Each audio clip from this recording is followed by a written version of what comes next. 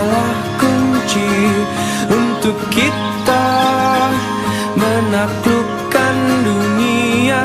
Berlarilah tanpa lelah sampai engkau meraihnya. Laskar pelangi takkan terikat waktu. Bebaskan mimpimu di angkasa, warnai bintang di jiwa.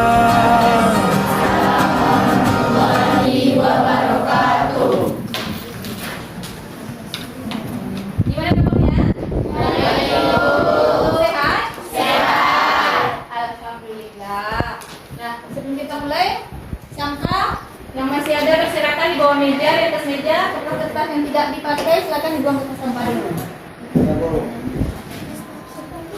Ya ya.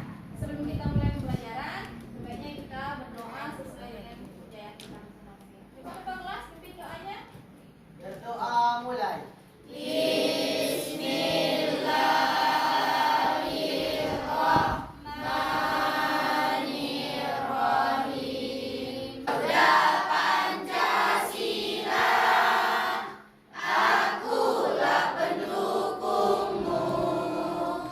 Ada yang tidak hadir? Hadir semua ya. Sebelum kita masuk pada materi hari ini, Ibu ingin mengulang kembali pelajaran kita minggu lalu, karena nanti dia akan ada hubungannya dengan pelajaran kita hari ini.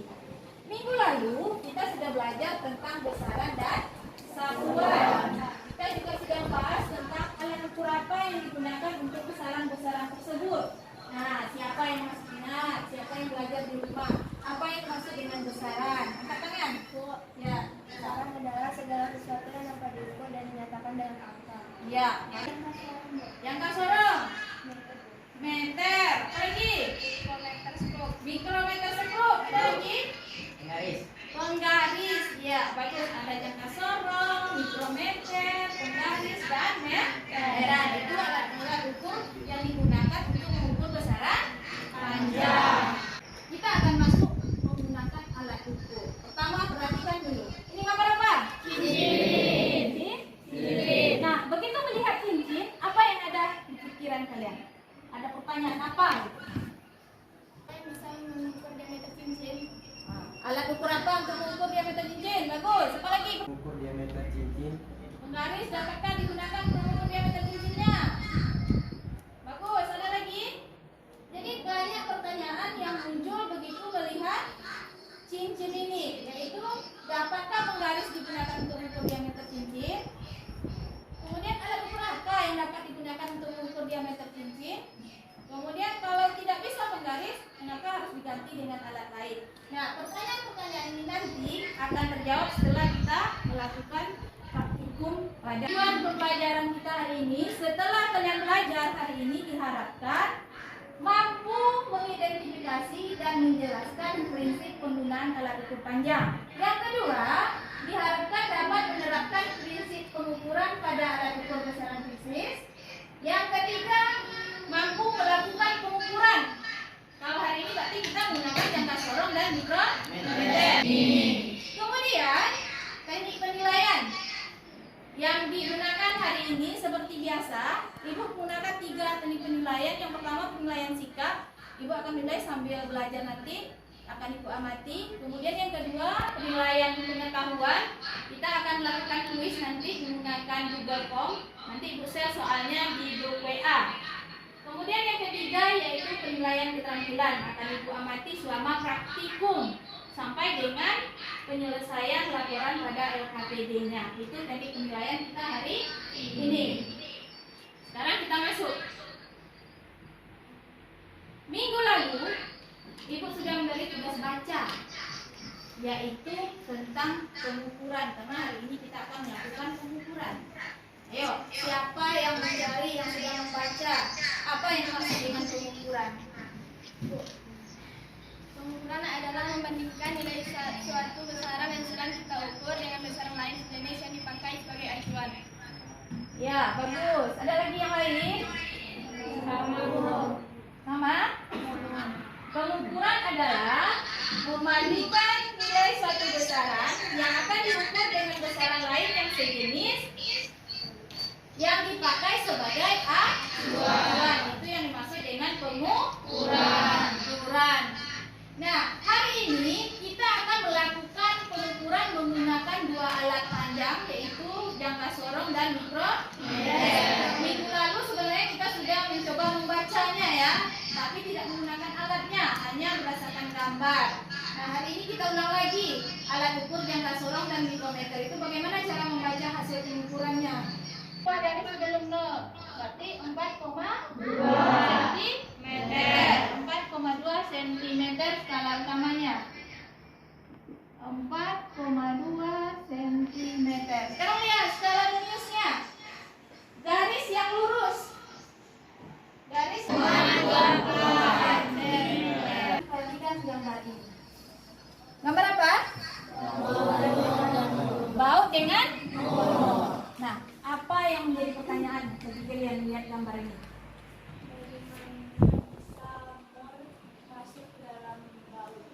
Bagaimana bisa masuk dalam baut? Bagus, ada lagi yang lain? Ya, Mega. Alat ukur apa yang bisa mengukur diameter mur? Nah, sekarang duduk berdasarkan kelompok minggu kemarin yang sudah ibu kaji. Sudah ada kan? Ya, duduk berdasarkan kelompoknya. Ini LKPD-nya, ini satu per kelompok.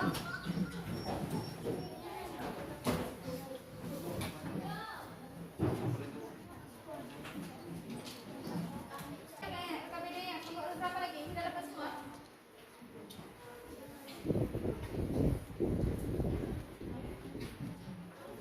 Ada lagi?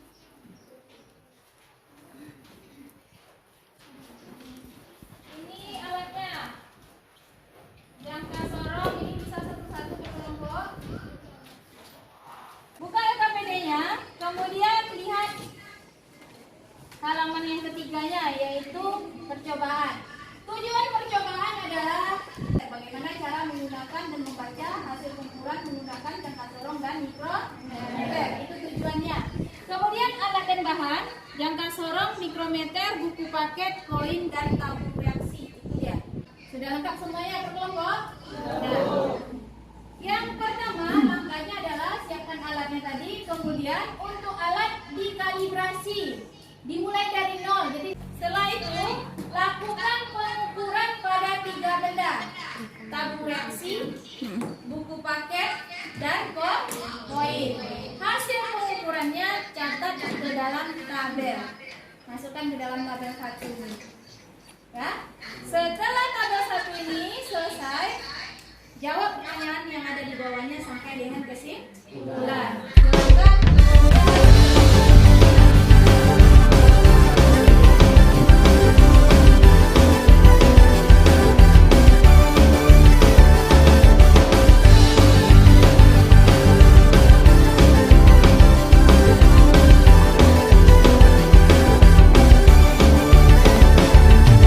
Belenggu selama ini telah menghambat jiwa petualanganku. Keseragaman suatu keharusan, keberagaman kadang terlupakan karena kebutuhan kita berbeda, karena kemampuan kita tak sama. Merdeka belajar, itu yang ku mau.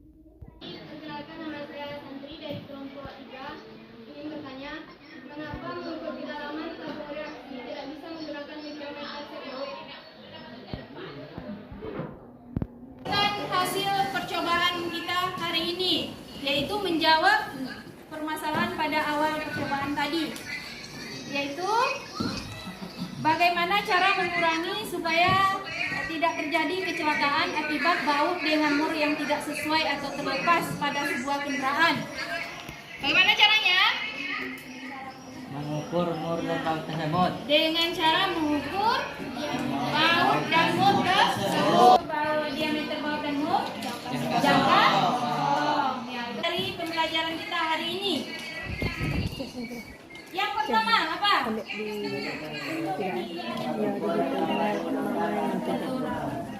Ya, untuk mengukur suatu besaran sebelum kita pilih kita harus tahu besaran apa yang akan kita ukur. Bagaimana cara menggunakan dan membaca hasil alat ukurnya. Itu kesimpulan kita hari ini, ya. Jadi kalau mau mengukur cincin, besarannya apa alat ukurnya? Yaitu jangka sorong, karena jangka sorong tadi memiliki dua rahang, ada rahang dalam dan rahang luar yang bisa digunakan. Sekarang kita refleksi. Ada tadi membagikan berkelompok. Bagaimana pembelajaran kita hari ini? Kalau suka kasih 2 jempol, kalau tidak suka kasih 1 jempol yang bawah. Kelompok 1. Jauh. Ya, kelompok 2. Jauh. 3. 4, 5. Kenapa suka pembelajaran ini? Karena menggunakan alat peraganya langsung. Ya. Kemudian apa yang kalian rasakan selama praktikum? Apa kendala yang menjadi hambatan selama praktikum tadi? Alat ya, keterbatasan alat kita, mikrometer tadi ya. Sekarang kita melakukan kuis. HP-nya ada di bawah kan? Lihat grup WA-nya, share soalnya.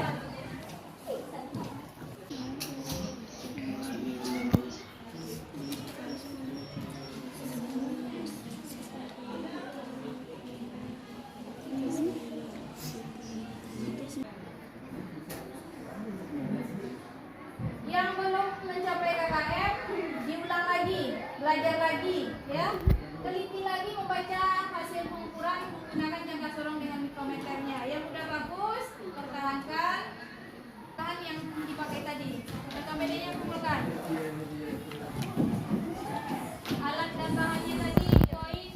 Untuk minggu depan, tugas bacanya kita masuk materi yaitu ketelitian pengukuran berulang dan notasi ilmiah angka penting. Jadi itu dia tugas bacanya di rumah. Kita kelas pimpin doanya. Berdoa mulai.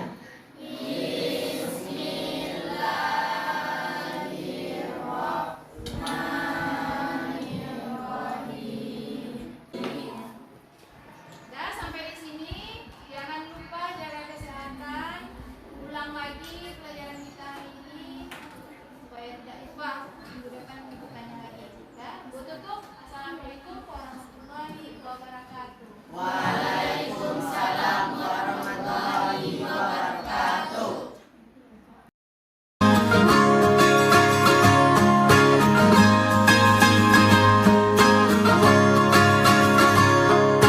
Mimpi adalah kunci